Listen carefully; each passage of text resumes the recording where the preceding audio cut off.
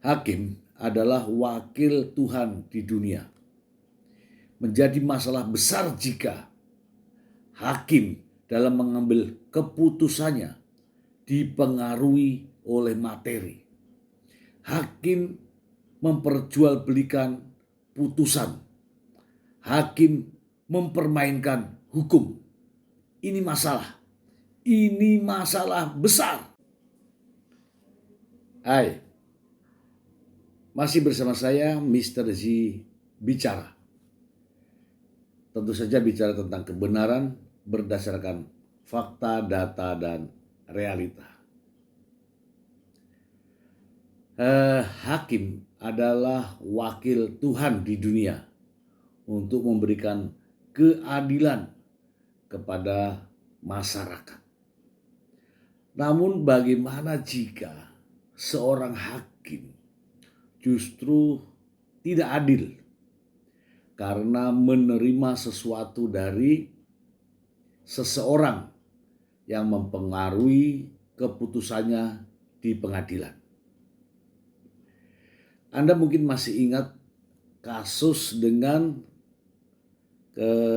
terdakwa Ronald Tanur di Surabaya yang ramai diperbincangkan seantero negeri ketika hakim tiba-tiba memutuskan kepada Ronald Tanur dengan putusan bebas.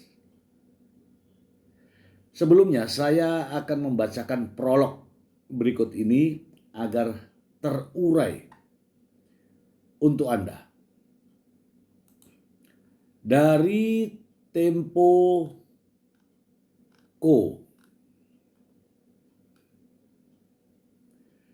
Demi keadilan untuk Dini Afriyanti. Dini Afriyanti ini seorang gadis, seorang wanita yang meregang nyawa di tangan Ronald Tanur. Kita ikuti dulu ya. Demi keadilan untuk Dini Afriyanti, Mahkamah Agung harus memeriksa putusan bebas Ronald Tanur. Banyak kejanggalan. Putusan Komisi Yudisial terhadap 3 hakim Pengadilan Negeri Surabaya yang menjatuhkan vonis bebas kepada Georgius Ronald Tanur membuka jalan keadilan atas kematian Dini Sera Afriyanti. Komisi Yudisial menyatakan perbuatan 3 hakim yang membebaskan terdakwa pembunuhan Dini Ronald Tanur sebagai pelanggaran kode etik, pedoman dan perilaku hakim tingkat berat. Untuk itu, Mahkamah Agung perlu segera membentuk majelis kehormatan hakim buat memeriksa putusan Hakim Pengadilan Negeri Surabaya tersebut. Hakim Agung memiliki cukup bukti untuk menelaah putusan para hakim pengadilan tingkat pertama itu, karena menurut kajian Komisi Yudisial, putusan bebas Ronald Tanur tersebut janggal dan menimbang fakta yang berbeda dengan kenyataan dakwaan pembunuhan tersebut. Komisi Yudisial juga menemukan adanya perbedaan antara pertimbangan hukum dakwaan yang dibacakan dalam persidangan dan pertimbangan hukum yang terdapat dalam salinan putusan perkara. Para hakim terbukti tidak membacakan penyebab kematian Dini Afriyanti berdasarkan hasil visum dan keterangan para saksi ahli dari Rumah Sakit Umum Daerah Dr. Sutomo Surabaya. Dalam persidangan Ronald Tanur, Majelis Hakim Pengadilan Negeri Surabaya juga tidak menyinggung barang bukti kamera CCTV di area parkir Landmark Mall yang merekam pembunuhan Dini Afriyanti. Dalam rekaman itu jelas terlihat bagaimana Ronald menghabisi hidup pacarnya tersebut. Hakim tak menyinggung bukti rekaman yang diajukan jaksa meski mencantumkannya dalam pertimbangan hukum membebaskan Ronald Tanur. Perbuatan para hakim itu bisa dianggap sebagai pemalsuan dokumen negara, sebab manipulasi serta pemalsuan fakta persidangan sudah terjadi dan tertuang dalam berita acara persidangan yang kemudian dituangkan dalam putusan. Pemeriksaan oleh hakim Mahkamah Agung juga mesti masuk ke dugaan penerimaan gratifikasi oleh para hakim Pengadilan Negeri Surabaya itu dengan logika sederhana. Tak cukup fakta para hakim itu membebaskan Ronald Tanur karena bukti yang telak. Tanpa adanya gratifikasi dan tekanan dari keluarga Ronald, ayahnya adalah anggota Dewan Perwakilan Rakyat dari Partai Kebangkitan Bangsa. PKB telah menonaktifkan Edward Tanur dari DPR dan partai menyusul putusan bebas anaknya itu pada akhir Juli 2024. Masalahnya, berdasarkan pengalaman, Mahkamah Agung tak melanjutkan rekomendasi sanksi Komisi Yudisial. Pada tahun 2006 misalnya, Mahkamah Agung menolak rekomendasi Komisi Yudisial yang memberhentikan sementara 3 hakim Pengadilan Jakarta Selatan yang menangani perkara korupsi Bank Mandiri dengan terdakwa ECW Nelu. Mahkamah Agung juga menolak rekomendasi Komisi Yudisial yang memberhentikan Hakim Harini Wijoso yang terbukti menerima suap kasus korupsi. Menurut pasal 23 ayat 4 Undang-Undang nomor 22 tahun 2004 tentang Komisi Yudisial, hakim yang diusulkan diberhentikan sementara punya kesempatan membela diri di hadapan Majelis Kehormatan Hakim. Jika Majelis Kehormatan Hakim menolak pembelaan hakim tersebut, Mahkamah Agung bisa mengusulkan pemberhentian kepada Presiden. Dengan demikian, tidak ada alasan bagi Mahkamah Agung tak meneruskan rekomendasi Komisi Yudisial. Alasannya gamblang, keadilan bagi keluarga Dini Afrianti dan kesempatan membela diri bagi para hakim atas bukti-bukti pemeriksaan Komisi Yudisial. Pemeriksaan itu bisa menjadi basis penanganan pemeriksaan hakim atas indikasi lain terhadap latar belakang vonis bebas Ronald Tanur. Jika ada indikasi pidana, keluarga Dini Afrianti bisa membawanya ke ranah pelanggaran hukum ini.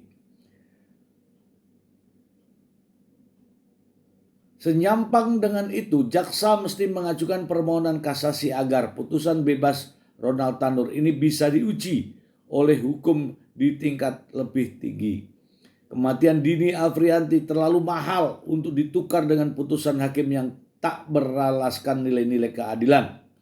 Di negara hukum tak boleh ada warga negara dan hakim yang bisa memainkan hukum dengan dalih apapun.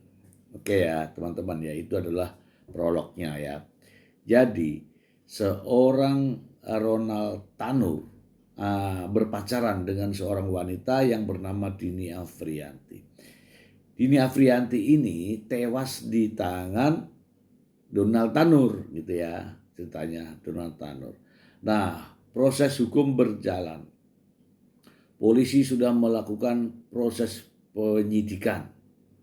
Bukti-bukti sudah dikumpulkan. Ya.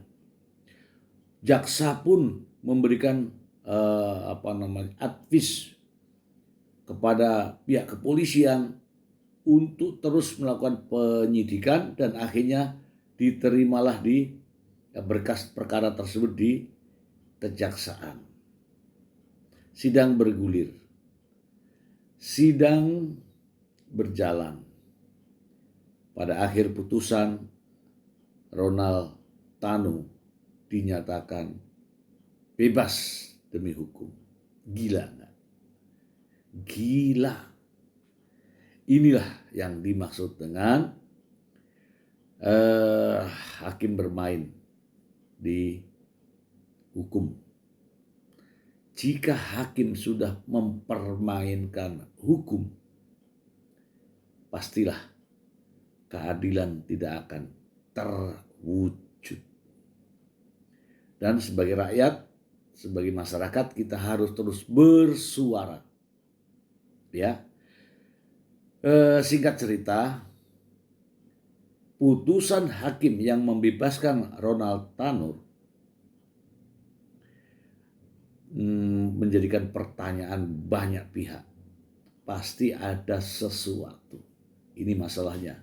Ketika hakim mengambil keputusan tetapi berdasarkan pesanan seseorang, ini berbahaya. Hakim mempermainkan hukum. Inilah bukti nyata. Ada di Indonesia. Ada. Ini yang patut diwaspadai oleh kita sebagai masyarakat. Setiap kali berkaitan dengan persoalan-persoalan hukum, kita harus memandangnya sebagai suatu persoalan. Mengapa? Ya contohnya banyak.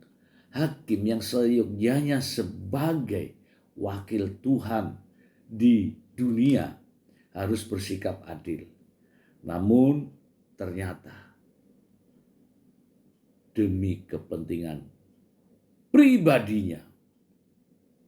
Saya ingin membacakan mengapa hakim-hakim di Surabaya yang menyidangkan kasus Ronald Tanur yang membebaskan terdakwa pembunuhan dibebaskan.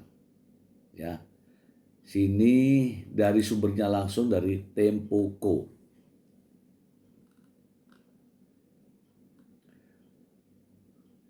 Kejati Jatim buka suara soal penangkapan 3 hakim bebaskan Ronald Tanur. Tempo.co Jakarta, 3 hakim pengadilan negeri Surabaya ditangkap tim gabungan Kejaksaan Agung di Surabaya pada Rabu 23 Oktober 2024. Ketiganya merupakan hakim yang memvonis bebas pelaku penganiayaan Dini Sera Afrianti, Ronald Tanur. 3 hakim itu meliputi Erin Tuah Damanik, Mangapul, dan Heru Handinyo. Ketiganya kini tengah menjalani pemeriksaan di kantor Kejaksaan Tinggi di Surabaya. Pantuan Tempo, salah satu hakim Heru Handinoyo.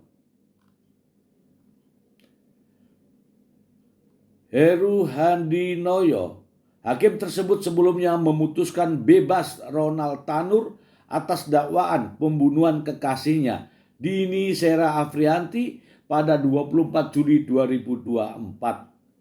Sebelumnya jaksa menurut Ronald Tanur hukuman 12 tahun penjara dan membayar restitusi kepada keluarga korban senilai 263,6 juta subsidiar 6 bulan kurungan. Ketiga hakim tersebut telah diadukan keluarga korban kepada Komisi Yudisial atas dugaan pelanggaran etik terkait putusan tersebut. Dalam putusannya, KY merekomendasikan Mahkamah Agung untuk memecat ketiga hakim tersebut. Surat rekomendasi dikeluarkan KY pada 29 Agustus 2024. Putusan KY sebelumnya menyatakan ketiga hakim tersebut terbukti membacakan fakta-fakta hukum yang berbeda antara yang dibacakan di persidangan dan fakta-fakta hukum yang tercantum dalam salinan putusan perkara nomor 454 Pit B 2024 PN Surabaya. Kasus ini berawal ketika Polres Kota Surabaya membeberkan kasus penganiayaan berat yang menewaskan Dini Sera Afrianti 29 tahun oleh pacarnya Georgius Ronald Tanur 30 tahun di kawasan Landmark Mall di Jalan Maijen Jonosewojo, Lakar Santri Surabaya pada 4 Oktober 2023 lalu. Perkara ini terungkap setelah Ronald melaporkan tewasnya korban di kepolisian sektor Lakar Santri. Polisi kemudian mendatangi tempat kejadian perkara dan menemukan sejumlah kejanggalan pada penyebab kematian korban. Dari hasil pendalaman perkara diketahui korban dan pelaku sempat berkaraoke bersama dengan teman-temannya sambil menenggak minuman alkohol. Saat akan pulang terjadi pertengkaran di antara keduanya. Ronald Tanur menendang kaki kanan korban hingga jatuh terduduk. Dia juga memukul 2 kali kepala korban menggunakan botol minuman keras tequila. Sesampainya di basement parkiran, pertengkaran itu belum usai. Korban duduk bersandar di pintu kendaraan sebelah kiri. Tanpa menghiraukan kekasihnya, Ronald lalu memasuki mobil di posisi kemudi. Mobil pun dijalankan belok ke kanan sehingga mengakibatkan sebagian tubuh korban terlindas. Bahkan korban juga sempat terseret sejauh 5 meter. Dini Sera yang dalam keadaan lemas selanjutnya dibawa ke apartemen Tanglin Orchard PTC. Ronald lalu mencoba memberikan napas buatan sambil menekan dada korban.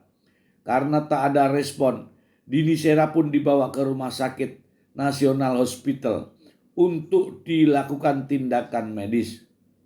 Namun nyawa Dini Sera tak tertolong. Polisi kemudian melakukan autopsi jenazah korban ke RSUD Dr. Sutomo Surabaya. Tim forensik RSUD Dr. Sutomo menyatakan pada pemeriksaan luar ditemukan luka memar pada kepala sisi belakang, leher kanan dan kiri, leher atas, dada bagian kanan dan tengah, perut kiri bawah, lutut kanan, tungkai kanan, paha, serta punggung kanan. Ditemukan juga luka lecet pada bagian belakang sebelah atas. Atas peristiwa ini, hakim menjatuhi vonis bebas kepada Ronald Tanur karena dinilai tidak terbukti secara sah dan meyakinkan melakukan pembunuhan maupun penganiayaan yang menyebabkan korban tewas. Hakim beralasan terdakwa masih berupaya melakukan pertolongan terhadap korban pada saat kritis, ujarnya.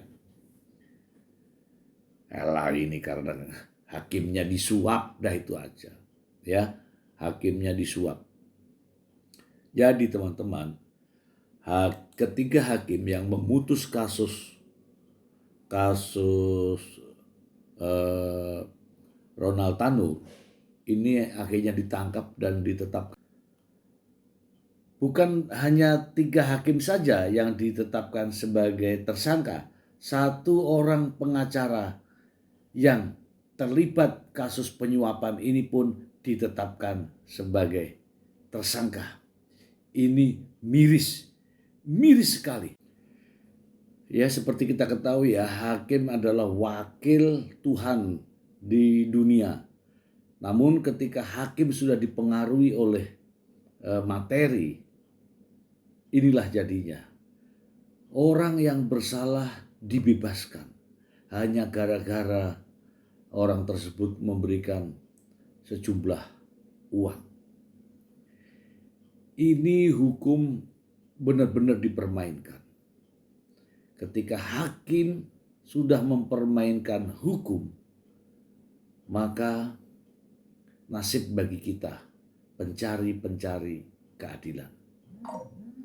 Ya, semoga saja tidak ada lagi hakim-hakim semacam ini yang diharapkan untuk memberikan keadilan kepada masyarakat, justru memperjualbelikan keadilan itu sendiri. Ya, apakah masih ada hakim-hakim semacam itu di Indonesia? Saya kira masih banyak. Mental para hakim di tingkat manapun, jika otak dan hatinya berbeda, jika mereka tidak menyadari bahwa mereka adalah wakil dari Tuhan yang ada di dunia ini dan mudah dipengaruhi, maka para hakim akan mempermainkan hukum. Ini faktanya. Ini fakta.